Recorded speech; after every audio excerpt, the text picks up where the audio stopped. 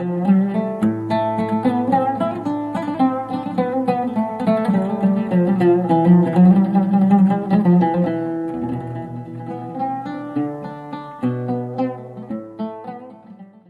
خوای بەخشندەی میهرەبان سەلامی خواتان لەبێ ئازیزان و خۆشەویستانی کەناڵی ئاسمانی پەیام بینەرانی بەرنامەی بەفەڕ بەختەوەرین لە ئاڵقەیشتری تازەی بەرنامەی بەفەڕ با خزمەتی ئێوەی ئازیز و خۆشەویست گەیشتینەوە دەخوازین و دەپارڕێنەوە کە خوای گەورە غەرقی ڕەحمەتی خۆیمان کات ڕاگیری و بەردەواممان کات و سەرنجاممان بەخێر بچێڕێ. ئازیزان لا تەوەری ئەمجارەی بەرنامەی بەفەڕ باسمان لە باسی ڕۆڵ و گرنگی و کاریگەری زانایانە. گرنگی زانایان لە ڕابردوو لە ئێستا لە داهاتوو. ئاخۆ سەرتا بزانین زانایان چێن ئەوانەی کە بەمانای کەلیمە میراتگری پێغەمبەری پێشەوان صلی الله عليه وسلم ڕۆڵ و کاریگەریان لە ڕابردوو لە ئێستا و لە داهاتوودا چۆنە و چۆن بۆ و چۆن دەبێ. ئاخۆ چەندە لەگەڵ معانات و کێشە و گرفتەکانی خەڵکدا ژیاون. ئاخۆ بەمانای کەلیمە چاوساغ و پێشەنگ و پێشەوای کۆمەلگان چەندە توانیوتیانە دەور و ڕۆڵ و کاریگەری خۆیان ببێنن بۆ پێشخستنی لە ڕووی کۆمەڵایەتی لە ڕووی ئابووری لە ڕووی سیاسیەوە بۆ دەردەشەکردن و باسکردنی ئەو باسە لە خزمەتی مامۆستایکی زۆر بەڕێز و ئازیز و خۆشەویستی دێرینی شاری هەولێر بەڕێز مامۆستا عەبدولخالقی ڕۆناچیدا دەبین. مامۆستا گیان سەلامی خوای گەورە لەسەر بێ و زۆر بەخێر بێ. وعليكم السلام ورحمة الله وبركاته ورحمة خوای لەسەر جاب و ستافەی بەڕێزت بی دەستخۆشی لە بەڕێز دەکەین جەنابیش زیێ دەست دیارە زۆر مادی خوا خێنوسی بە تایبەتی ئەو بەرنامەی کە هەر زارێک مامۆستایەکی بەڕێز دەکەیە میێوانی ئەو خەڵکە موسڵمانی و لە ڕێگایە ئەو بەرنامەی جەنابەت ئاشنایەتی دروست دەکەن و زانست و شتی باش بە خەڵکی دەبەخشنەوە دەستان خۆش بی یا ڕەبی. خاڵت ڕازی مامۆستا. مامۆستا جان کە لە سەرتاش باسمان کرد باسمان لە باسی ڕۆڵ و کاریگەری زانایانە. سەرەتا دەمێ بزانم پێناسەشی زانست بە شێوەشی گشتیان زانستی شەرعیمان بە بکەیت بۆڕێن سەر هەڵگری ئەو زانستی کە زانایانین ئینشەڵڵا. بسم الله الرحمن الرحيم الحمد لله والصلاة والسلام على رسول الله وعلى آله وصحبه ومن والاه. زانایانی ئومەت ڕەزا و ڕەحمەتی خوان لەبی هەر لە پێشینان و پێشەوانی چاک و ئەوانی دواتریوانیش زۆر شێوە پێناسەی علمیان کردی لەوانە ئیمامی شافعی ئیبن القەیم ئیمامی ئەوزاعی غێری وانیش يعني تعريفەکانیان یەکیان دەڵێ علم بریتە لە قال الله قال رسول و قال الصحابة. زانستی شەرعی بریتە لە سێشتی خوا فەرمووبی جل جلاله کە قورئانە پێغەمبەری خوای فەرمووبی کە دەکاتە سونەت یان سەحابێ بەڕێزەکان کە دەبێتە ئەثەرێک دەمینێتەوە. وهنديشتان علم أوي ما جاء عن أصحاب محمد علم أوي كلا صحابة كاني بيغمبر صلى الله عليه وسلم بإما جيشت بي بلام أوي لصحابة كاني بيغمبر وبإما نجيشت بي أو بعلم ناوي نابن وبيشوا شافعي فرمي كل العلوم سوى القرآن مشغلة إلا الحديث وإلا الفقه في الدين العلم ما كان فيه قال حدثنا وما سوى ذاك وساوس الشياطين دفرمي همو علمك همو زانست وزانياريك بيزغل القرآن هو خو خري كردنا إلا فرمودي بيغمبر صازم يان شعر زابون لدين إن زاد فرمي علم أوي كبرين حدثنا بويان باسكدين بويان جراين لبيغمبر صازم بلان بيزغل أيوة الهمو وسوسي شياطين كواتا دكريم علمي الشرعي كوكين ولو سيشتي كقرآن وسنتي بيغمبر صلى الله عليه وسلم وبتيجيشتني بيشينو بيشواني تاچي أو أمتا. بله چين أواني كبيان دقوتري زانا چاوساغ بيشنگ بيشوا عالم بكسك دقوتري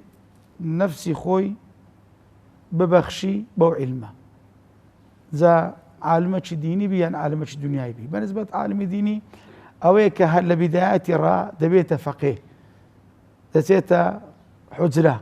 لخزمت مع مستايك حتى قورة دبي بي زانست شرعية كان دخيني واتهموي تماني خوي دبخشيته أو علمي كديبي تيدا بالتعالم بالنسبة عالمي دنياي كسيك كلا من دالية ودخلته برقونا كان يخيندن هل سرتايو أو ناوندي ودوا ناوندي كوليج وتا دقاتوي واتهمو تماني خوي دبخشيته أو علمي كديبي تيدا ببيتا عالم ئەوجا ئینسان ئەگەر لە ڕێی شەرع علمەکەی وەرگرت ئەو پێدەگوتری عالمی شەرعی بەڵام ئەگەر لە ڕێگای دنیا و لە بۆ دنیا وەرگرت ئەو پێدەگوتری عالمێکی دنیایی. بڵێ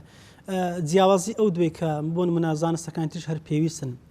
بەڵام ئەگەر تێکەڵچێشیکار لەگەڵ شەرع بتوانانی خزمەتی خەڵک بکە بە نیازی ڕازی خودای هەمان پایاوەردەگرێ. بەڵێ تەوانەوە باسمان کرد گوتمان عالمی شەرعی ئەو کەسەیە کە علومی شەرعی وەردەگری لە علومی شەرعی خۆی ژارەزات دەکە ئەو جەبابەتی عەقیدەیە فقه تەفسیرە لە مەجالێکیان لە هەموو مەجالەکان پێدەگوتێەوە عالمی شەرعی. عالمی دنیایی ئەوەیە کە اختصاص پیدا دەکە لەو علمانەی کە علمی دنیاینە ئەوجا فیزیایە ئەوجا کیمیایە ئەوجا طبە ئەوجا هەندەسەیە. طبعا هەردووشیان بەڕاستی فەزلی خۆی هەیە ڕێزی خۆی هەیە گەورەی خۆی هەیە بەڵامترینیان کامان طبعا عالم علم الشرعیەکە بۆ دەرێ شەرەف العلمی بشەرەف المعلومی دیارە ئەو علمەی کە لە خوا و لە پێغەمبەر ساسماتیە لەموو علمەکانی تر بە شەرەفترە لەموو علمەکان لە پێشترە ئەو علمە کە بەڕاستی زۆر پێویستە چە بەڕاستی ئەو علمە دێ ناسنامەی ئینسانەکان دەداتە ئینسانەکان لە ڕێی ئەو علمە شەرعی ئەمە دەزانم چێم لە چێ هاتیمە بۆچی هاتیمە پێم دەڵێت چۆن بژیم بەچی بژیم لەسەر چی بژیم لە پێناو چ بمرم پێم دەڵێ حەق چییە باتڵ چییە خوار چییە ڕاست چییە یعنی تەواوی ئامانجەکانی دروستبوونی من لە ژیانی دنیا دەخاتە ڕێ و پێشم دەرێ ئەرک و وەزیفەی من چییە لەو ژیانی دنیاە کە خوای گەورە من هینایەتە دنیا و پاشم بەرچاوڕوونیم دەداتێ یعنی ڕێنماییم دەداتێ و بەرچاویشم ڕۆن دەکاتەوە ئەو ڕێکە دێتە پێشم ئەو قۆناغانەی کە دەبڕم هەموو لۆ ڕۆن دەکاتەوە هەتامە لە ئینسان الحەمدولillah لە علومی شەرعی پێمان دەرێ پێش ئەوەی دروست بووین کوو بووینە لە پشتی بابمان چۆن بووینە کە دەینە ڕەحمی داکمان چۆنین وەکە دەینە دنیا هەتا قەبر و قیامەت و تا دەگەینە خزمەت خوای گەورە لێ ئەو علمە لە بەشەرەفترین علمەکانە بەڵام علمەکەی تریش علمی دنیاییش بەڕاستی پێویستە چلۆ بەو علمە دنیاییە هەم ژیانی ئینسان خۆش دەبی هەم ئینسان بەختەوەر دەبی وەم لە ڕێگای ئەو علمە ئینسان دەتوانێت تەتەوڕ لە ژیانی خۆی بکە و ئەو علمە دنیاییە زۆر جار ئێمە وەکو علەمای شەرعیش عالمی شەرعی ئیسفادەی لێ دەکەین بەڵام ئەوەندەیە ئەگەر ئەفضەلیەت بی لە بۆ علمە شەرعیەکەیە بەڵام ئەوتیش بەڕاستی هەر پێویستە بەڵام بەمەرجەچی هەردوو علمەکە ئینسان ئەگەر خۆی فێرکرد یەکەم مەبەستی ڕەزابوونی خوای بی و پاشان مەبەستی خزمەتکردنی خەڵکی وا بی چ علمی شەرعی بی چ علمی دنیایی بی ئینسان ئەگەر مەبەستی بۆ سەرەتا لەبەر ئەوەی دەخوێنم شێ خوا فەرمی ئیقرا بخوێنە وەکە خوێندیشم لەبەوەی دەخوێنم خێر و ناز مەیەنفع و نەز بتانم سوودێک بە خۆم و بە خانەوادە و بە خەڵک و خاک و بە بەشەریت بگەینم ئەگەر بەو مەبەستەی بوو هەردوو علمەکە بەڕاستی شتێکی چاک و باشە لە ئەسەرێک هاتۆ دەڵێ مەوت العالم و موت العالمی ئاخۆ مەبەستی لەوەیە کە هەموو علمەکانیان تەنان علمی شەرعیە مامۆستا نە هەموو علمەک بەخۆی سبحان الله بەنسبەت ئەگەر عالم نما زانە نما وجە لە هەموو بوارەکەی ئێستا مەگە طبمان طبیبمان نەبی دکتۆرمان نەبی خەڵک بە هیلاکەت دەچی وەنیە ئەگەر هەندەسەمان نەبی خەڵک بە هیلاکەت دەچی هەموو علمەکان کە هەیە ئەگەر نەبی بەڵام زیاتر لێرە مەبەستەکەی پێ زانای شەرعیە لە ئەثەرش دەرێ قەوام الدنيا على 4 أشياء يعني چۆن بینایەک لەسەر چەند دینگێک ڕاوەستایە دنیاش لەسەر چەند پایاشی یەکەم دەفەرمێ بعلم العلماء دووەم بسخاوة الأغنياء سيم بدعاء الفقراء چارەم بعدالة الأمراء یەکەم بعلم عالمان لولا علم العلماء لهلك الناس ئەگەر علمی خەڵکی نەبی علمی علما نەبی خەڵک بە هیلاکەت دەچی کابرا هیچ معلومات نیە وەکو ئێستا کە تەماشا دەکەی خەڵک جاهیلە هیچ نازانی ڕۆژ بە ڕۆژ خەڵکیش نەزان دەکرێت بۆ دەیانەوێ هەم خەڵک ئینسانەکە شتێک دەن و خێزان و خەڵکیش تێک بدەن و ئەگەر سەخاوەتی دەوڵەمەندەکان نەبی و دەستیان کراوە نەبی و نەبەخشن خەڵکی فەقیر بە هیلاکەت دەچی ئەگەر دوعای و پارانەوەی فەقیران نەبی دەوڵەمەند بە هیلاکەت دەچی ئەگەر عەدالەتی کار بەدەستەکانیش نەبی ئەو کاتە خەڵک هەندێکی دەخوا هەروەکو چۆن گورگ لە مەڕی دەخوا کەواتە یەک لەو شتانەی کە دنیای پێڕاوەستە علمە معلوماتی شەرعیە بە دەرەجەیەک ئەوجا معلوماتەکانی تریشە ئەو سیفەت و خەسڵەتانە چین کە دەبێ لە مامۆستا و زانایاندا هەبن یەکەم سیفەت کە خوای گەورە سبحانه وتعالى بۆ خۆی دیاری دەکە لە بۆ کەسی عالم إنما يخشى الله من عبادي العلماء خشية ترسان لە خوای گەورە هەر کەسێک لە خوای گەورە نەچێ پێی ناگوتری عالم ئەگەر علمیشی پێوێ ئەگەر علمیشی پێغەمبەر دەفەرمێ إني لأعلمكم بالله وأتقاكم له ئەمن لەموتان زیاتر خوای دەناسم لەموتان زیاتر معلوماتم بەخوای لێ موشتان زیاتری دەرسێم معقول نییە کەسە خوای بناسی تاوان بکە خراپە بکەلو ئێستا گەرم خوای گەورەم ناسی سبحانه وتعالى ذاتی حق لە ذاتی لە صفاتی لە ئەفعالی دوو شت لە دڵم دروست دەبی یەکیان ترسەک لەناو دڵم پەیدا دەبی نەتوانم بێ ئەمری خوای گەورە بکەم نەتوانم سەرپێچی بکەم نەتوانم حەق و مافی خەڵکی پێشێر بکەم لێی دەترسیم شو دەگەڕێم بەردەستی محاکەمە محاسبەم دەکا و دەسەڵاتی بەسەرم هەیە دوێمنیش خۆشەویستی و محەبەتێکیش دروست دەبی بەرامبەر ئەو خوای ئەو دەزانم ئەو خوایە چەندە ئەمنی خۆش دەوێت پاش ناسین کە ناسیت ئەوجا بەبێ خوای گەورە ناتوانی بەبێ خوای گەورە هەڵناکەی لێ ئەسڵی عیلاقەی ما لەگەر خوای گەورە محەبەتە خۆشەویستی ئێستا گەرمە کەسێکمان خۆش نەوێ مەرحەبای ناکەین کەسێکمان خۆش نوێ بانجی ماڵی خۆی ناکەین کەسێکمان خۆش نوێ سفرەی لەدا ناخەین کەسێکمان خۆش نوێ هەدیە و دیاری نادێنێ کەسێکمان خۆش نوێ پەیوەندی پێ ناکەین و کورتەنامەی لێ نانێری ونیا خوای گەورە سبحانه وتعالى هەموو ئەوان لەگەر ئێمە دەکات ئەو هەموو هەدیە و خەڵات و قسەکردن و هەموو ڕێزی خوای گەورەیە یان ئەگەر کەسێک بێت و قەڵەمێکت داتێ دەرێوە نیشانەی خۆشەویستیە وانیا ئەدەی کەسەکە مۆبایلەکەت داتێ نادرێت زیاتر ئەدی کەسەکە سویدی سیارەتکە داتێ ئەدی کەسەکە ئەگەر خانێکە داتێ سزا ئێوەی کە خوای گەورە دنیای دایتەمە داک و باو و تەواوی ئەندامەکان ئەوە بەڵگەیە لەسەر خۆشەویستی خوای گەورە سبحانه وتعالى بۆ تەواوی مەخلوقاتەکانی خۆی کەواتە بە کەسێک دەگۆترێ زانە بەڕاستی لە خوای گەورە بترسێ و بە کەسێکی دەگۆترێ زانە کە عالم بی بە شەرع عالم بی بەو شەرعی کە خوای گەورە سبحانه وتعالى پێغەمبەری پێڕەوان کردیە کە عولەما ئەسڵەکانی باز دەکەن و بەنسبەت عالمی دنیاییش ئەوە ئیشی منیە بەڵام ئەویش دەبی معلوماتی هەبی بەو علمانەی کە ئەو تێیدا تەخەسوسی پەیدا کردیە ئێستا بە کەسێک ناگۆترێ دکتۆر ئەگەر علمی طبی تەواو نەکردی بە کەسێکی ناگۆتێ مهندس ئەگەر علمی هەندەسەی تەواو نەکرد لە قوڕانی پیرۆزە چۆن باسی زانست واروەها هەڵگرانی ئەو زانستە کراوە کە زانایانن ئاەتەکان زۆرن مامۆستا جەوهەر لەوانە خوای گەورە فەرمێ قل هل يستوي الذين يعلمون والذين لا يعلمون خوای گەورە فەرمێ چۆن یەکسان کەسێک معلوماتی هەیە لەگەر کەسێک کە معلومات نییە ئایا ئەو دوو کەسە وەکو یەکن نەقیل وەکو یەک نییە کەسێک کە عالم بی کەسێک کە نەعالم بی خوای گەورە فەرمێ إنما يتذكر أولو الألباب ڕاستی ئەوانەی کە خاوەن عەقڵن ئەوان زیاتر تێدەگەن خوای گەورە فەرمی يرفع الله الذين آمنوا منكم بەڵام والذين أوتوا العلم درجات ئەو يرفع الله چۆنە مامۆسایانی طبعا دەڵێن عولەما فەرمون لە بەهەش دەرەجاتە چۆن لۆ دۆزەق دەرەکاتە باشی دەرەجاتە بینی دوو دەرەجە بینی ئەزەوی و ئاسمان قیامەتیان لە دنیا بەرزێکن ئەوە لە قیامەتی طبعا لە دنیاشی خوای گەورە بەرزی دەکاتەوە ئێستا مکابرایەکەم لەبەرەوەی معلوماتێکی شەرعیم لەکنا وانە بەرزبوونەوەیم لە دنیا لەوەی بە پێش خەڵکی دەکەوم وانە بەسەر مینبەری پێغەمبەری خوای دەکەوم وتاریان لە بۆ دەدەم وانە لە مەجالی خۆم خەریکە مەشایدەی من دەکە ئەو ڕێپاتە خوای گەورە بۆ عیلمەی دایتێت و بە شتێکەکە نەیدای هەتا من شتێک لێ بجێڕمەوە لە ساڵی نۆتەکان لە دوای ڕاپەڕین ئەو کاتی دەگەڕین بە مزگەوتەکاندا دەگەڕین و تا ئەرمان دەدا و ئیدی بانگەوازیمان لە بۆ دینە جوانی دەکرد لە هەر شوێن و جێگایەک تازیە بە تایبەتی تازیە بە مناسباتی دنیای با دەچوین ئەو کاتی چوومە تازیەک لێشێک لە مزگەوتەکانی هەولێرەی تەبعا نەمدەناسین کە چووم تەبعا پاسلەکەم پێ بوو بەرگەشی شەڕ و پڕمان لەبوو کاتی خەڵکی عام فەقیر بوو ئێستاش ببینم دێ کاتی پێراو نەبوو پۆست زۆتە پۆستارێکی عەسکەریم لە پێ بوو تەبعا پۆستار زۆر باش بوو لەبەرەوەی هەم سەرمان نەبوو هەم قەیمیش بوو کە پاسلەکەم دانا و چوومە ژۆرێ و سەلام کرد بڕواتە بی کەسێکی وا جوابی نەداوە کە چوومە ژۆرێ دانیشتم یەک برادەر هات لەوێ دیتم ناسیم بەخێراتنی کرد بەرژمەلات لەبەر نەبوو نانای کەمەلان نەبووم بۆ ساری نۆت باز دەکەم ئەو کاتی داعی بوون باخواز بوون ئەم لە 93 بوومە ئیمام و خەتیب بەڵام پێشتر سبحان الله کە چوومە لای مەکرۆفۆنەکەی وەرم گرت دوو عەشەرە قورئان خوێندە گوتارمدا سبحان الله ئەو جا هەستام سبحان الله 10 کەس بەدوم کرد 20 کەس دۆ پێراوم 30 کەس دا دەرێ بەڕێ کرد هەر ماوەسا خەڵکەکەی زاران بوو زاران بووم ئەوە ڕێزەکە لە من نەبوو ڕێزەکە لەو قورئان لەو عیلمەی بوو ئەوەیە کە خوای گەورە سبحانه وتعالى بۆ عیلمەی بەرزت دەکاتەوە کەواتە حتا یەک لە وەزەم عەبدوڵای کوڕی مەسعود دەفەرمێ لە بینی هەردوو دەرەجەی بینی زەوی ئاسمانە خوای گەورە ئەوانەی کە ئەهلی عیلمن بەسەر ئیماندارەکان بەسەر تەواوی دەرەجەکان بەرز دەکاتەوە العولەما وەرەثەة الأنبیاء میلادگای پێغەمبەران لۆیە ئەوانە لەگەر پێغەمبەران عەلەیهیم الصەلاة وەسەلام پلەی عالم زۆر زۆر گەورەی لە پاش ئەنبیا شوهەدا عولەما صدیقین دین یەک لەوانی کە لە ڕۆژی قیامەت خوای گەورە سبحانه وتعالى ئەو دەستوورەی دانێ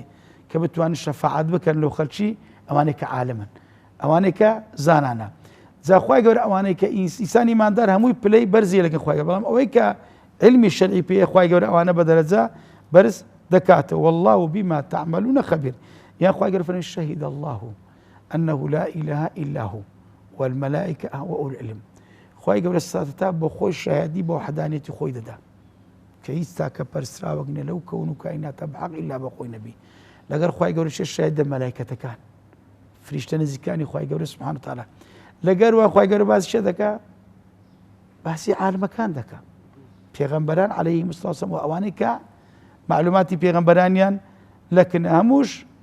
بالقستی بەڕاستی لا إله إلا هو العزيز الحكيم تاکە پەرستراوەکە ئەویش خوایە بەڕاستی ئەویش خاوەن عزت و حکمەت جا ئیمام ابن جومعە دەفەرمێ ڕەحمەتی خوا لێبێ سەرەتا خوا بە خۆی دەست پێ دەکا دوایان بە مەلایکەتەکان سێم بە عالمەکان ئێوە پلەیەکە کە تو لە دەرەجەی سێم بی جا خوای گەورە سبحانه وتعالى ئەو ڕێزی لە عالمانە بۆ ئەو کەسێک کە عالمە دەبی بەڕاستی ئەویش ئەو ڕێزەی بپارێزی یعنی ئەو ڕێزەی خۆی لە دەست نەدا خۆی نین تا ڕێز کەسێکی دنیای خوای گەورە فەرمێ ولا تتبعان سبيل الذين لا يعلمون خوای گەورە فەرمێ بە گەورەمان مساوەڕۆ نەکەن ئێوە دوو پێغەمبەری بەڕێزن خاڕن شوێن خەڵکانی نەزان بکەون خەڵکانە کە هیچ معلوماتی ڕۆژ سەیرم پێ دێ مامۆستایەکی ئاینی لە مزگەوتێ ئیمامە لە ناو مزگەوت بەڵام لە دەرێ مەئمومە لۆ قیامەتێ بە پێش خەڵکی بەڵام لۆ دنیا بە پاش خەڵکی بکەوی نابی زۆرم پێسەری دێ کەسێکی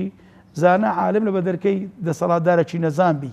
کەسێکی نەزان دەبی ئەو کەسە بێتە بەردەستی ئەو کەسە زانایە فێری ژیانی بکە فێرە دنیای بکە فێرە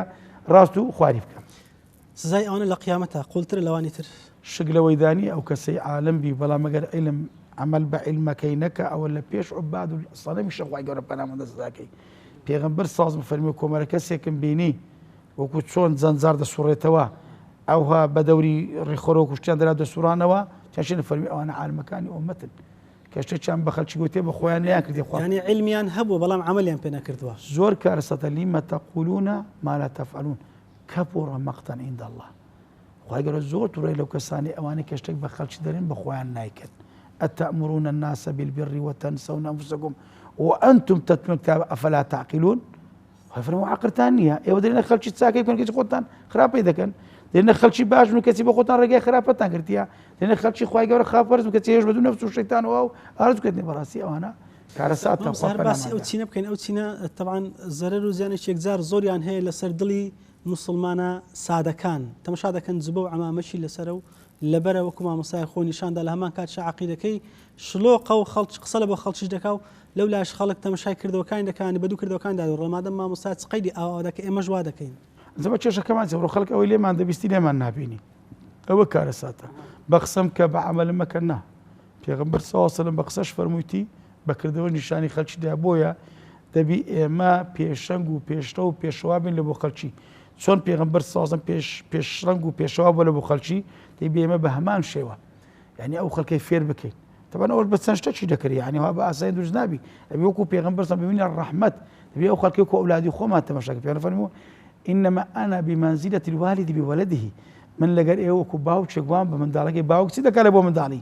دەبی ئێمەش ئەوها لە بۆ خەڵکی بکەین دائیمەن دەرگەی دڵ و ماڵ و هەموو شتێکمان کراوی لە بۆ خەڵکی خۆمان بە سەحابی ئەو خەڵکەی بزانین ئەو خەڵکەی لە بۆ شەیتان و گوناه و تاوانە بەجێنێنین مامۆستا شێخ محەممەد غەزالی کە داعیەک و زانایەکی مصری بۆ ڕەحمەتی خوا لێبی تۆ عومەر عەبدولکافی دەیجێڕێنەوە مزگەوتێک کە لێمان نزیک بوو زۆربەی نێژەکان پێکۆبین گوتی شەوەکە هەڵە نێژ ئیشا پێکەوە دەگەڕاینەوە گەنجێک بەرەمان دەهات دیار بوو سەرخۆش و بەلادا دەڕۆی بەڕاستە و چەپە ڕێک نەدەڕۆی دەڵێ مامۆستا محەممەد غەزالی فەرمووی عومەر کوڕم ئەو گەنجە بۆ ڕاز ناڕوە تم قوربان ئەوە فول سەرخۆشە تۆ ڕە بچی نەکەنی دەڵێ کە چووی نەکەنی دەڵێ ئەوها مامۆستا محەممەد غەزالی بەس دەستی لە سەدری دانا فەرمی الله یهدی قەلبەک بەس ئەوەندە خوا داوام لێوە هیدایەت دڵتە تۆ وەڵا هاتینەوە تبیانی چوینە مزگەوت سبحان الله مامۆستا چووە لە مشتمە لای سونەتی بکەین دەبینیم ئەو گەنجە وا لە مزگەفتەیە هەر چاوە شیاندەی لێهاتیان دی بگری لە پێشەمە لە مزگەوت بوو دەڵێ وەڵا کە سەلامی دەوەکدرمانی گوتی ئەتوو نەبووی شەوێ لە کابرای چرس گوتم با کە ئەو کابراش سپیوتمە ئەوەتانێ تی بمبەکنی وەڵا کە چوونەکەن مامۆستا شێخ محەممەد غەزالی گوتی ئەتوو وەچی دەستت خستە سەدرم چت گوت وتم الله كورم هر وتم الله يهدي قلبك خوا هداية دلتا والله لقد أو دسته لقد أو دعاء خوا قبل هداية دلتا أو شو توبة ممكن دي ودبيني وأنا مسقفتي ماذا تخوا ما مستا دمي الشرف يوقف مساس دستي توبة بكم تنا والله كورم بعمل سدستي توبة بكم تبوه أمن تاوان بار توبو تكورم أتو تاوان باري سرخوش بعرق بوش خوتاتي وا بلام أمنك سرخوش بدنيا بمردنا بيلاني بخبرني هم هو فرمي بي إمته وبكن بلام بي هوش بنا وسرخوش بنا آجا ما نقول معه أنقول ما لبو الشيطاني بزيت أو الشيطان بنا قربان دس الشيطاني زابو يورك براستي إما سرخوش ما أبا منصب بالدنيا بأخبار بكلو بليشتري أجر أوري مكو بيغمبر صاصم بين أو خلك واي بس ذي بأخوي وبس النهاية براستي إما شوانة شخرابين أجنا ما شوانة جتساق بنا ذبا أما أو مرة أو من تربو أو جرجانة بتزبيه خلش عوام تصون أو تين بناسك اتباعيان بيخسكان اللي ورقري ما مصا بقول مست عالمي رباني دياره سبحان الله خوي جوري سبحان الله تعالى كس خوي له خوي جوري يقلا بكاتوا خوي جوري محبته خوش شويستي أو كسيد خاتنا وظلي خلشي خوش ويصير قياسا قبل قياسا خوي جوري دكا خوش ينبيه بقدر نزيج أو كسل خوي جوري خلق للدوري كودا بيتوا أما كاتك خلق لي ما كودا بيتوا بقدر أوي كبوني خوا برستي ما ندكان بوني دینداری ما ندکن بونی درسوزی ما ندکن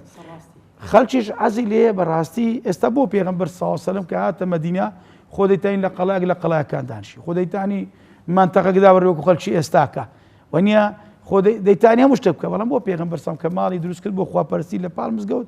مالی بو خود درست کرد بو تاکو مالی خوی لگر مالی خوا لگر خلچی نکه تاکو او خلک چون دگات خوای و با سنی گات پیغمبر صلی الله علیه و سلم دزانی پیغمبر خوای درگوانی نبوه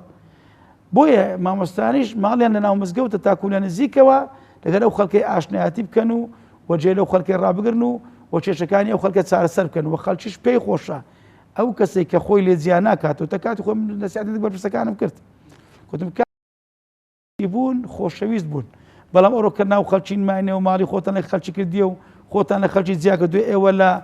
الثراو لخلق الثراو إيه وجدت الرياضة جين برو أولوكا قدروا قيمتنا خلشين معايا خلق قصتان في دكا خلق كاريكاتير خلق تمنى ناو سلطان بودكا پیغمبری پیشوا صلی الله علیه وسلم كما مستحقی خدا سبحانه وتعالى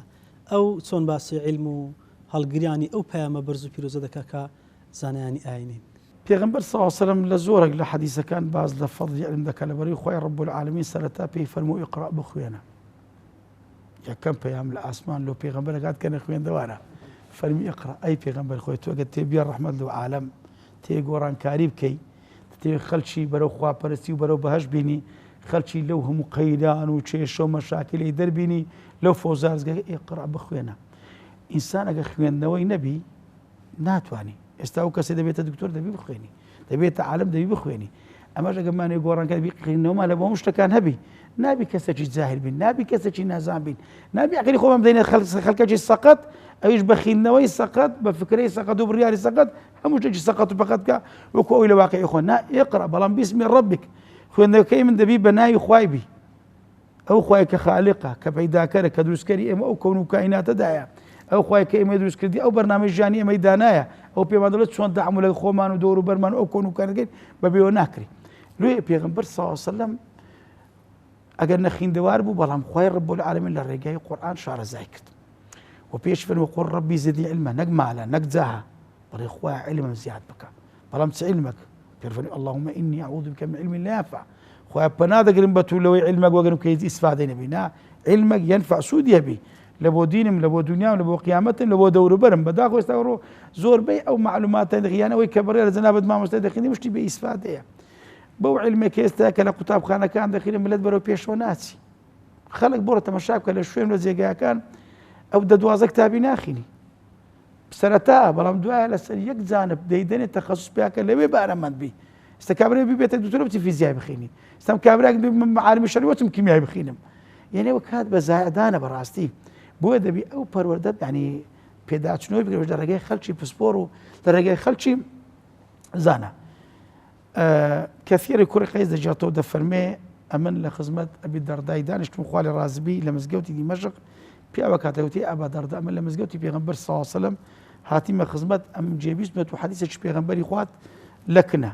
ايش فرموي اما جئت لي حاجه يعني او مسافه في الرياض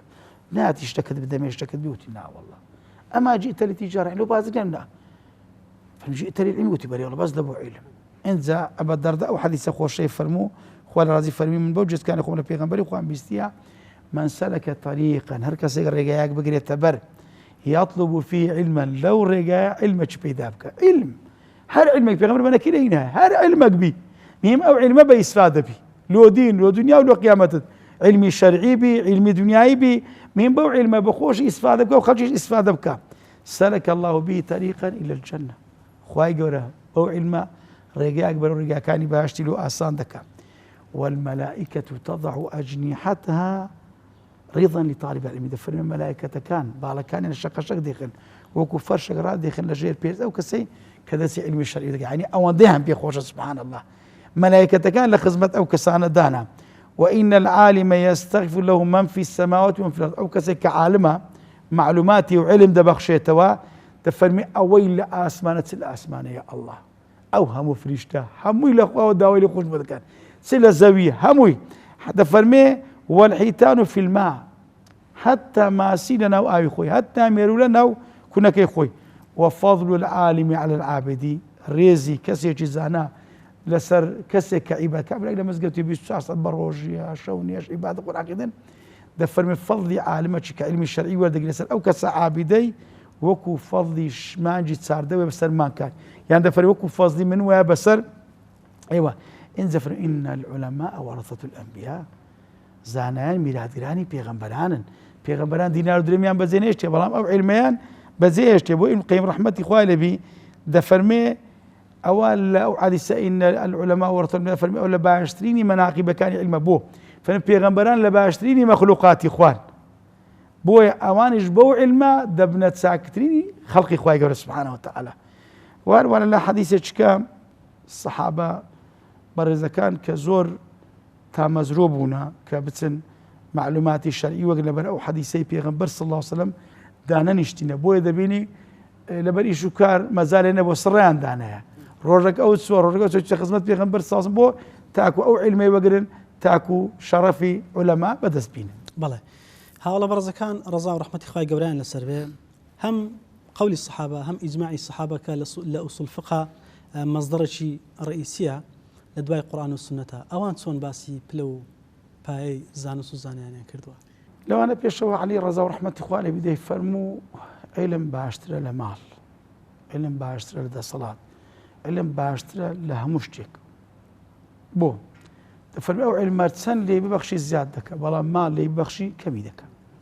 أتم مال تبي دبي حرساتي لبكي بلا علم حرساتي لتدك سبحان الله دوا أوي علم إنساني برز دكاتوا أتو زنابت فلو درباتي والذين أوتوا العلم درجات زانا استو عالمنا تمشابكي تمشي زانان لنا صحابة كان أواني كعالم بوين لو أنا عبد الله كوري عباس خوالي الرازبي سنقوربو عبد الله كوري مسعود سنقوربو سبحان الله عبد الله كوري عمرو سنقوربو ولنا إمام كان إمامي الشافعي وإمامي أبو حنيفة وإمامي مالك إمامي ابن القيم وابن تيمية رحمة خوالي إمامي السيوطي وإمامي الرحمة أو علماء نتمشاهم كهتا يستعملها زاري زين دجين استاش الرجال بناو دكري كتاب خانة بناو دكري ونيا مدرسة بناو دكري سبحان الله همو علم أوانيه هنا وبرزي كرنوا حتى الصحابة برزي كان يشبه همان شوا لخدمة علم دابون ودائما تشجيعيا كرديا هاني عندها وزورش علميا وقرتيا حتى تمشادك الرحلة دنيا كردي لو أنا عبد الله كوري مسعود فرمي خوالي رازبي قسم بوي كجاني من بس توهيس برستاق بس قلمينيا هي سورة القرآن دانا بزي إلا زانتم أو سورة الشدا بزيا هر آياتك بوتي دا بزيا ولا سرشيش دا بزيا وأقر بزانم كسيق لمن زانن تربيتن دتسم بعشتريش بي أقر يقمع قربي خوي دقين مي بس دتسم أو علم أو زانستي لبيدا دكم زابر خوالي رازبي جابيستي حديثك بولا بيا وقدر باري قصاص ترى يقمع قربي بيا ورز الروشت للشام لكن أو الصحابي ابن عبد الله كوري ونيسا قلت در قوانك بري عبد الله أو زابر لبدرك قلت زابري كوري عبد الله قلت بار دري وانت مشتاق بك صحابي بيغمبر دري بهات قباكر دو خوي راش او زباو الشام بيقدر كرت فري والله لو ريد ولات ملوك حديث تسامنكو اتو ممريان ام ممرم حديثك بيغمبر خوي نبيستم يلا باش خوم نقلي لكم او اهتمامي الصحابه برز كانوا بعلم بو توانيان بو علما كلا بيغمبر خوي ونيان كرت هشام بيكرت ولبو ايمان قواستوا ئەمەش ئێستاکە لە بەرسێبەرەکەی دانیشین و ئیسفادەی لێ بکەین. سەلەف و تابعینیش بە هەمان شێوە زۆر متمەسک بوون بە زانست و زانیاری. هەتا ئێستاکەش ئەمە ئیسناد دەکەن بە قەولەکانی ئەوان لە زۆر کاتێکە لە زۆر فراغە ئەوان چۆن لەگەڵ علما ژیان و ئەو پیاوانەیە کە تیان هەڵکەوتون چێن و چۆن خزمەتیان کردووە. طبعا پێغەمبەری خوای دەفەرمێ خير القرون قرني ثم الذين يلونهم ثم الذين يلونهم. پێغەمبەر ساسەم شادی دەلۆ 300 سەدا ئەو 100 ساڵی بە خۆی تێدا ژیایە و 200 ساڵی لە پاشە خۆی. پێغەمبەر ساسم سەحابە وانە کە لە دوای پێغەمبەر هاتن کە پێغەمبەریان نەبینی سەحابە بەڕێزەکەیان بینی کە بەو 300 پیان دەگوتێ سەلەفی ساڵح پێشنیان طبعا کەلیمەی سەلەفی مەذهب نیە یعنی برین وڵڵا ناوەک بی سەلەفی باشمانێ و سەلەفی خراپمان قورئان دوو باس کرایە هەیە سەلەفی بۆ معنی لە ڕێی سەلەفی پێشتر خراپەکانی پێش دەکاتەوە ئەوە سەلەفەکی تاڵحە سەلەفی ساڵحمانەوەی لەسەر ڕێگای ئەو پێغەمبەر و سەحابە و ئەوانەی کە لە پاشوان هاتنە چاکە دەڕۆن ئەوان پێیان دەگوتێ سەلەفی ساڵح واتە پێشینانی سەگلوی عولەما ساڵحیش دەنەبەری شێ سەلەف هەیە ساڵح نییە تاڵحە ڕەحمەتی خوایان لەبی ئەوانە زۆر بە جوانی باز لە علم و گەورەی عولەمایان دەکەن دەفەرمونون لەوانە سوفیانی کوڕی عوینە فەرمێ ئەرفع الناس عند الله منزلة بەرزترین پلە لەکە خوای گەورە لەو خەڵکی من كان بين الله وبين عباده ئەوانە کە لە نێوان خوا و خەڵچینە دەفەرمانە چێنە پێغەمبەرانن دواتر عالمەکانن دەفەرمی ئەوانە پلانە کەسێکی بەسترە ساڵی تەسەوتوری دەفەرمی ڕەحمەتی خوا لەبی یعنی کەسێکە پێخۆشە تەمەشای مەزلیسی پێغەمبەران بکە با تەمەشای مەزلیسی عولەمایان بکە مەزلیسی عولەمایان مەزلیسی پێغەمبەرانە چلو ئەوان بەس دە و میراتی دەکەن کە لە پێغەمبەر سەڵاسەم بۆیان مایتەوە ئیبن مبارەک قسەی جوانی هەیە دەفەرمێ بەڕاستی لەو ڕۆژگارەمە زۆر پێویستمان پێیە دەفەرمێ کون عالیمە فەرمێ سڵمان حتا پێ دەگری کەسێکی عالم بە زانا بە یعنی جاهیل مەبە نەفام مەبە عالم بە بۆ معنای معلومات لەسەر هەموو شتێک چێبی لە هەموو شتێکی بزانێت چەوڕۆکە خەڵکی جاهیل تێدەکەوی خەڵک گەر معلوماتی هەبی لەسەر شخصەکان لەسەر عیزبەکان لەسەر کەسایەتیەکان بەس ئی بە ڕۆژەی دەکا بۆچی بە بەغا دەڵێن باشە دەڵێ باشە نا معلومات کون عالما معلومات تەبی ئەو متعلیمە ئەگەر عالمی بڕۆ کەسێکی متعلیم بە و لە بەردەستی عالمەک دانیشە خۆت فێر علم بکە و علم وەگرە ئەو جامو علمەکان گوتمان علمی دینی ئەولەویەتیە علمی دنیاییش بە تایبەتی ئەو ڕۆکە ئینسان دەبی معلوماتی لەسەر هەموو شتێک چێبی تو ئەگەر معلومات لەسەر هەموو شتێک چێتە چێ بازار ئێستا بازاری پێشان نەما ئینسان دڵنیابی و خەڵکە معادل بی بەخوای شتێکی دەکڕی لەوانەیە معلومات نەبی شتەکە بە ئەسلی بدەنێ عادی بی بێیابانی دەنێ لەوانەیە سینی بی وەنیە هەتا لەوانەیە بچێ بازار احتیمال بچێ گۆشتی بکڕی لەوانەیە بە گۆشتی حیوان دەلێنە گۆشتی سەگ و شتی تر بی خوا پەنامەدا گۆشتی بەرازی بی ئینسان ئەگەر معلوماتی نەبی لە هەموو شتێکی معلوماتی گەرە ئیمام شافعی وتێ چییە دەڵێ لە هەموو شتێک بزانە بەڵام لە شتێکەوەی بزانە ئەو زۆر جوانە قسەکەی ئەوەی ئەو مستەمیعە ئەگەر پێ جێڕاگرە لە بەرنامە چوە جێڕاگرە لە ڕادیۆی جێڕاگرە لە وتارەشی جێڕاگرە وەنیە مستەمیع بە ئەو لە ڕێگای ئەنتەرنێتە لە ڕێگای میمۆری چێ دەتانی وەگری ئێستا الحەمدولله ئەو محیبە ئەگەر هەر خۆشەویستی علم و علەما و ئەوانە بە ئینسان هەیە وەڵڵی بەس لە مەجلیسی مامۆستایان دانیشتی عالم نەبووە بەڵام کاتێک کە پرسیاری شەڕعیە کە دێت جوابی دەفەرمی لە مامۆستان بیستیوە وای فەرمووە محیبی علم بووە بەڵام دەرێ وەلا تەکون خامسەن پێنجەمە واتە جاهیل مەبە فەتوولەک بە ئیلاکە دەچی ئەوڕۆ خەڵک بۆچی بە ئیلاکە چووە و خەڵکیش بە ئیلاکە دەدا و باب جای لە بۆی ماڕومداری بە ئیلاکە دەبا ئەوڕۆ مامۆستا ئەگەڕێسم هەیە لە بۆی کە عیلمی نیە ئێستا هەیە خەڵکی بەدەستە سەم بەرێ معلوماتی نییە خەڵکیەوە بە ئیلاکەت بردیە خوای گەورە پەناماندا بۆیە دەفەرمێ عالم بە یا متعلم بە یا مستەمیع بە یا محیبە ئەگەر جاهیل مەبە ئەگەنا ئەو کاتە بەڕاستی ئەتوو بە هیلاکە دەچی بەڵێ باسی زانست و زانایانمان کرد ئەگەر بین باسی ئەوە بکەین مامۆستا ڕۆڵ و کاریگەری زانایان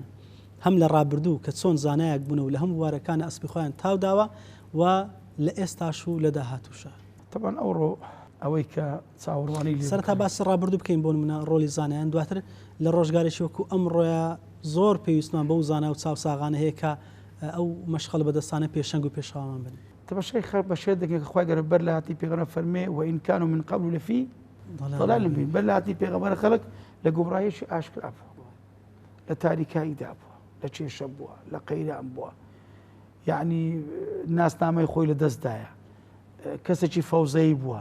لەزەتی لە ژیان نەکردیە نەیزانێ چێیە لە چیاتی بۆ چیاتی بەڵام پێغەمبەران عليهلەیهم الصلاة والسلام کە لایەن خوای گەورە هەر بژێردراون کە خوای گەورە بە معلوماتی شەرعی ئەوانی ڕەوان کردی و کە بەرچاوڕوونیاندا خەڵکی توانیان لە ڕێگەی ئەو عیلمە دووبارە گیان بە بەرژیانی خەڵکی بکەنەوە خەڵکان وا بکەن سەر لە نوێ دایک ببنەوە خەڵک بە مافەکانی خۆی بکە خەڵک لەزەت لە هەموو شتێکی خۆی بکە سبحان الله ئەوە پێغەمبەران ئەو زمانەی کە لە پاش پێغەمبەران هاتون ئەو عیلمیان لە پێغەمبەران وەگەت عليهلەیهم الصلاة والسلام ئەوانیش ئەبەو شێ وەکو پێغەمبەران هاتنە ناو خەڵکی لە ڕێگای ئامۆژگاریکردن لە ڕێگای بڵاوکردنەوە عیلمی شەریع لە ڕێگای فێرکردنی خەڵکی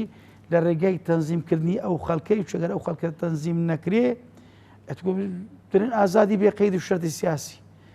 ئەو ئازادی و بەڕای کە خەڵکی لە بانگ دەکەن ئەوە دنیای فەوزا دروست دەکات ئەگەر ئازادی چارچێوە چلۆنەکەی دەبێتە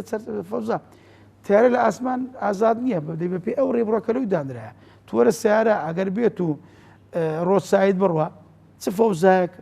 دەقەومێ فكيف بەژیان لێخوا فەرمێ ئین الدین عند الله الإسلام خوای گەورە ئەو دنیای لەسەر سیستەمەک دانایە کە ئیسلامە ئیسلامیش ئیستیسلامە تەسلیم بوونە ملکەز بوونە ئەو جە سەلام تووشی سەلام دێ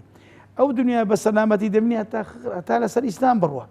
بەشەریەت ئەگەر بە پێی ئیسلام ژیان بکە هەمووی لە سەلامەتیدایە المسلم من سلم المسلمون من لسانه ويده با کەسێک دەگوتێ مسلمان بەخۆی بەرامبەرەکەی لەکتر سەلامەت بن ئیسلام بۆ چی ئیسلام دەرێ ئەوە ئەرکتەوە مافتە ئەرکت چییە جێبەجێ بکە مافەچیە داوا بکە بەڵام بێزگە لە ئیسلام بەداخۆنی کە تەماشای ئەوروپاش دەکەین ئێستا ئەوروپا کە نەوەعەنما کە لە پێشەوەنا بە حکمی ئەو سیستەمەیە کە لە بۆ خۆیان دانایە بە پێی چەند قاعیدێک کە زۆربەی لەگە شەریعەتی ئیسلامدا هەیە جێبەجێ دەکەن بۆیە تەماشا دەکەی ئەوان توانیتیان ژیانی خۆیان سەلامەتکەن بەڵام ئەو فەوزای کە ناو ئێمە مسلمان هەیە بەداخەوە ئەوەشەوە کارەکەی لە بۆ خەڵکێکی سەقەت و پەقەت داگەڕێتەوە جا زانایان لە ڕێگەی ئەو معلوماتێک کە وەریان گرت توانیان ژیانی ئینسان تەنزیم بکەن ژیانی ئینسانێکە شێ من المهدی إلى اللحدی مامۆستای ئاینی بە معلوماتەکەی لەو ڕۆژەی کە ئەو منداڵێشتا نەبووە لەو کاتێک کە داچی لە بابی مارە دەکە لەو کاتێک کە منداڵە کە دەوی لە بنجێی بانگەدا حتا ئەو کاتێک تەلقین دەدا مامۆستا هەر لەگەریتی و دەژبی لەگەریشی بی و ناژوی مامۆستا خۆی لە خەڵکی جیا بکاتەوە و دەبێ ئەو خەڵکەش فێر بکرێ بەبێ مامۆستا هیچە والله بەبێ مامۆستا هیچە بڕۆ کاتێک کە ئینسانێک دەمری پێش هەموو کەسێک کەس و کار نوێژەکانی خۆی دەکەرێ دەکەنەوە جەنازەکەی دەینەوە دەگە قەپات دەکەن بڕۆن مەینەوە شوێن مرد بەڵام تا زەندی بوو لە چاوەڕوانی دابوون دەرکشە پارەی دەیناوە خواردینەوە بڕۆ ئەو جەنازە بینە بەو شارەی بیسوڕێنە چ مارکێتێک و چ قاوەخانەک و چ کافتریایەک و چ مەقەڕی حیزبەک و چ دایرەک و کوێ دەکەی دەکاتەوە بەڵام ئەوەی دەرگای بەڕووی دەکاتەوە مزگەوتە ئەوەی لە پێشوازی مامۆستای مزگەوتە ئەوەی لە پێشوازی خەڵکی مزگەوتە کەواتە بەغێری مامۆستا و خەڵکی مزگەوت و مسلمان کەسەچکە لە کەچ تو نایە کەچکەی توی استفادەی ناکەی بۆیە دەبێ خەڵکەکەش وا تێبگە و دەی مامۆستاش خەڵکەکە ئەوها فێر بکە برێ بابە ئەمن دەلیلی تۆم ئەمن بەرچاوڕوونی تۆم حتا ئیمامی قورتوبی دەفەرمێ لەناو هەر ئۆمەت و ملەتێک ئەگەر چار زۆرە کەس هەبوون ئەوان لە بەڵاوبوون لەوان دەفەرمێ ئیمام عادل لا یوظلم ئەگەر پێشەوەیەکی دادوەر هەبوو زوڵمی نەدەکرد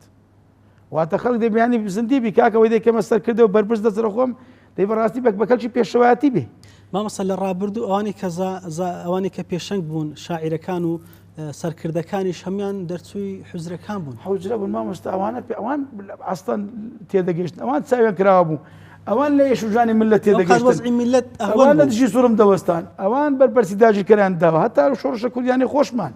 ئەوانەی کە چوون لە مزگەوتێ بەردیبناغی حکومەت دانرا لەوێن دەرێ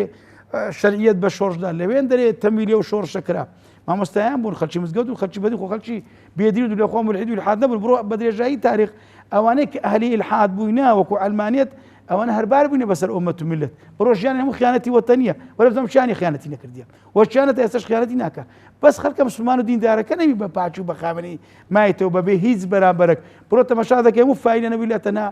زانا و مسلمانەکان فایلیان نەبوو ئەوە بەڕاستی بەرەکەتێک لێ زادە فەرمی ئیمامەکی عادل کە زوڵم نەکا واتە خەڵک بزانی چێ دەکاتە پێشەوەی دووەم عالم بەڵام على سبیل الهدى کەسێکی زانە بەڵام ئەو هیدایەتی کە خوا پێغەمبەر وەرمە عالممان زۆر بەڵام هیدایەت نمایە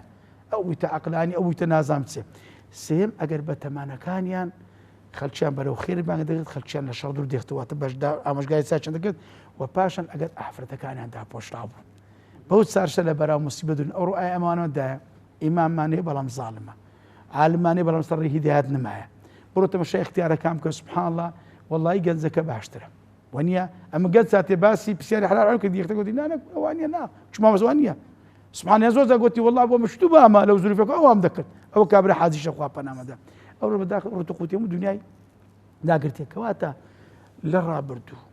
و لە ئێستاش ئەوەی کە دەوری مامۆستا هەر مامۆستان فەرموو تەماشای مامۆستا عەفو بۆن منە بەڕێستان هەفتانە 2 ڕۆژ تایبەت دادەنیشن بۆ کێشە و معانات و گرفتانێکە لە ڕۆژگارێکی وەکەم ڕۆیەکە یەخەی مسلمانان دەگرێ ینی بەو هۆکارانی کەوا هەن بەڕێستان تێکەڵن لەگەڵ معاناتی و خەڵکە ئەگەر مامۆستایان پێشەنجیان نەبن چاوساغیان نەبن چەندە بەرەو هەردێ ڕۆیشتون ئەوەندەی تر ناڕۆن وە چۆن دەگەڕێنەوە مامۆستا هۆکاری تەمانە ڕۆخم کەسێکی شتیمامی خوا بەهرەچی دامێ پێماندی نابم بەڕسمیات دووشم ڕۆژی جمعە لە مزگەوت دەن کاتەکانیش خەڵک دێن تەوان لۆ لە بەرامبەر کۆمەرە خەڵکێ بە ناوی دین دنیای دەخوا خەڵکە هەموو تێکدا بە ناوی سەعر و نوشتە و جن و شتوالە خوای گەورە پەناماندا ئەو بەڕاستی مامۆستا زۆر کارەساتە من شتەکە لێو جەرمەوە ڕۆژێک چوینە پەرلەمانەکان دەک مامۆستای ئەو کاتی لە پەرلەمان بێ ڕێزیان بەرامبەر گەورەمان عوسمان کرد ئەمەش ئیدی مادەی عێراقیە بوو داما کرد ئەو مادەی هەموار بکەنەوە یعنی کە ڕێگا نەکرێ بە هیچ کەسەک بێڕێزی بەرامبەر پیرۆزیەکانی خەڵکی بکە ژمامی عوسمان پیا مەلائکە شەریعەت و دەبێ شەرم بی تو ئەشی گەندەڵ چی علاقەتێ دەسێت ئەسڵ ئیمامی عوسمان لە سەردەمەوی ئەو ڕەفایەتی ئەو خەڵکی دروستی کرد کە چوینە پەرلەمان سبحان الله کە چوینە ژۆرە تەماشای پەرلەمان بینایکی گەورە ئەو هەموو غورفە ئەو بودجە ئەو کارمەندە گوتم وەڵڵاهی ئەمە لەو دەستگای ڕۆناشی یە غورفەمە یە غورفە یەک مامۆستای بەڕێز پێکەوەینە هەفتەی 2 ڕۆژ خەڵکی پێشدەن نارێم کێشەی هەموو خەڵکی ئەو لێنێ بەڵام ئەگە بیکێ چار بەش وڵی ئەوم نەکردێنانی برێم نیوەی مشکلی خەڵکی دێتەکنەمە الحەمدولله ئەو زەمەتین زۆربەی کێشەی خەڵکی ئەکەن لە ڕێگای یە غورفەی مە دوو مامۆستاینە والله ئەو پەرلەمانە لە بەردەستی من بی ئەو بودجە و کارمەند قەسەم بە ئەڵڵا کێشەی هەموو شەڕ لەو سەتر لۆ حەل دەکەم ئەگەر لە هەمووی دنیاە بابە ئیش بکەن دانیشن هەموو شت لە بەردەستدایە زۆر جار گوتیان مامۆستا ئەرێ وەزع پێوەند دەکەن مامۆستا چ بکەین چ نەکەن ئێوەی مامۆستایان خەڵک بێزارە دێتە جادەی چ بکەین بابە لە کنەما ئیشی عملیاتەکە لە کنەنگۆیە بەڵام لە کنەما مستەکیناتە ئەمن جارە دوزاخر بەڵام لە کنەتووە کاکەوەرە 3 معاش بدە خەڵکی ژیان چاو بازار تولاوە چابوو خۆڵک ناری حکومەت دوور خەڵک دەرێ کاکە ژیانم بدەیت مامۆستا ئەوانە سوێک لە زەردەکانی وناو ئینسانی بێعەقل دەکا نازانی حەسی بەسە خۆی داناشتی ئەگەر بیوێ زۆر دەکرێت مامۆستا ئەمە دەتوانین بەڕاستی فەرموو لەو کەرەنتینەی فەرموو ئەو هەموو دەوائیر و وەزارەت و کورە بگرە حکومەت و نازانم ئەو هەموو بەرپرس و مەسئول ئەوانەی کە زمانە 2 مەتر درێژ دەکردو لە پارە و پێبجێ و خەڵکەی دەبن بە ناوی فەن و بە ناوی چ ئایا 250 چەنددا و خەڵکەی بەڵام الحەمدولله لە ڕێگای مزگەوت و خەڵکی مزگەوت کە الحەمدولله چەندەها گروپی ڕێکخراوی خێرخوازیان دروست کرد سەبەتە خۆراکی ببە دەرمانی خەلکی بکەن نەخۆشی خەلکی چارەسەر بکەن چ خەلکی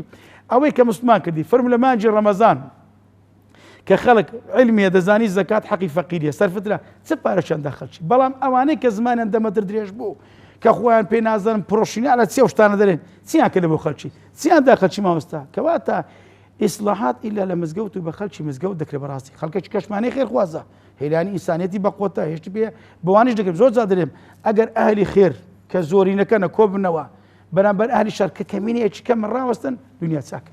ماوەی بەرنامەکەمان کۆتایی هاتووە ئەگەر شتێک پێت باش بێن دەتوی بڵێ من لە خزمەتی مامۆستا بە کورتی طبعا ئەمە وەکو مامۆستایان بەڕاستی ئەرکمان قورسام داوا لە خوای گەورە دەکەین تەوفیقمان و ئێمە مامۆستایان بەڕاستی دەبینە ڕەحمەت وەکو پێغەمبەری خۆی لەو خەڵکەی کە پێغەمبەر خۆی سیفەتەکانی ئەوە بوو عەزیز عەلەیه ما عنتم پێغەمبەر خۆی لە سەدری قورس بوو کە خەڵک لە معانات دابی دەبێ ئێمەش دەرمان قورس بی با هەموو شتێک بێ معانستە و خەڵکەی لا بدەین ئەمەی مامۆستایان بەوەی کە خەڵکی نەسیحەت بکەین ئاماژەی ڕێگا و تاروشتوالە کافر ودوا ما عنتم کافر ئەوە پرۆژێتی بەس خەڵک لە معانات دابی